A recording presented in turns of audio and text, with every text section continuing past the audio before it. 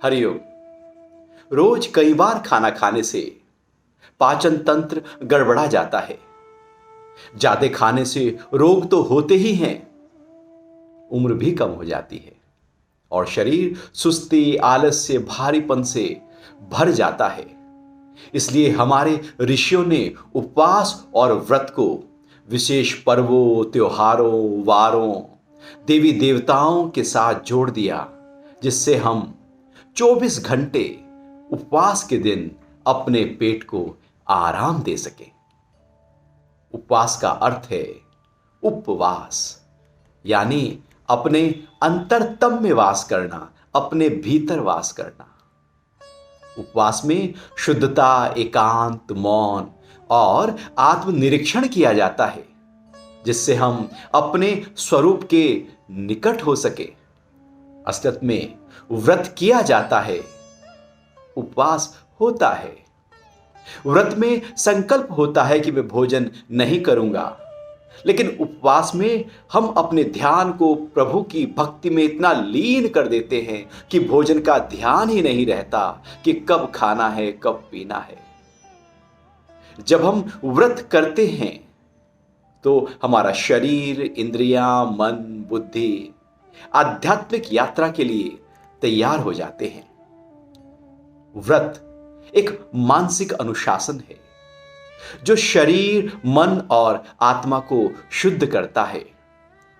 व्रत के दौरान अन्न न खाकर सात्विक आहार जैसे शुद्ध, प्राकृतिक, प्राणवान, स्वच्छ, ऊर्जावान खाने की चीजें, ताजे फल, सब्जियां, दूध, दही, सेंधा नमक और धनिये का प्रयोग किया जाता है। ये भोजन हमारे शरीर को डिटॉक्सिफाई कर देता है और हमारे अंदर उपवास के माध्यम से आत्मबल बढ़ जाता है। प्रदोष या एकादशी का जो व्रत है, ये 15 दिन में एक बार आता है। एकादशी व्रत पूर्णिमा और अमावस्या के 11वें दिन आता है। यह वह समय होता है जब शरीर एक विशेष चक्र से गुजर रहा होता है।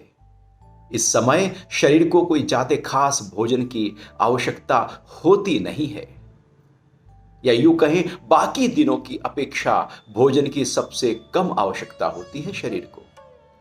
इस दिन शरीर हल्का और शुद्ध हो जाना चाहता है। ऊर्जा अंतर्मुखी होकर बहना चाहती है।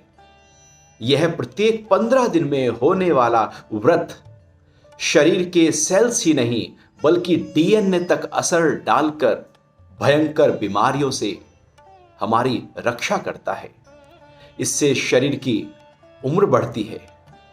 यह उपवास शारीरिक, मानसिक, भावनात्मक और आध्यात्मिक स्वास्थ्य को बढ़ाता है। एकादशी का व्रत ग्रहों की स्थिति और उससे जुड़े शरीर को कनेक्ट करने में हमारी मदद करता है। असलियत में यह उपवास करने का सबसे उचित समय होता है, जो हमें ब्रह्मांड के साथ जोड़कर अंतर्मुखी करता है। उपवास में हम जब पूरे सिस्टम को आराम देते हैं, उसे श्वसन तंत्र, रक्त संचरण तंत्र, पाचन तंत्र, उत्सर्जी तंत्र दुरुस्त हो जाते हैं। शरीर की कोशिकाओं का नवीनीकरण होने लगता है। जब मौसम बदलता है, उस समय जल और वायु में अनेक प्रकार के वायरस आकर रोग पैदा करने लगते हैं। ऐसे में हिंदू परंपरा में कई पर्व और त्योहार आते हैं, जिसमें हम व्रत रखकर बीमारियों से अपने शरीर की रक्षा करते हैं। हरिओम।